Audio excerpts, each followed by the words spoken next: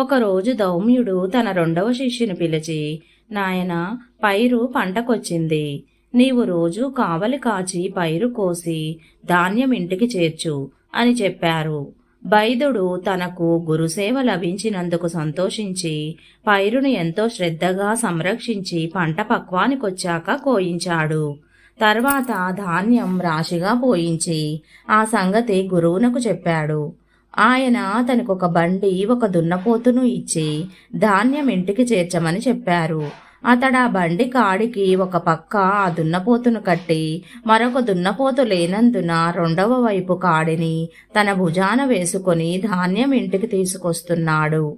దారిలో ఒకచోట బురదలో ఆ దున్నపోతు కూరుకుపోయింది. అప్పుడు బైదుడు దున్నపోతును విడిపించి తానొక్కడే బండిని బురదలో నుండి లాగడానికి ప్రయత్నించి ఆ శ్రమ కోర్వలేక స్పృహ తప్పి పడిపోయాడు.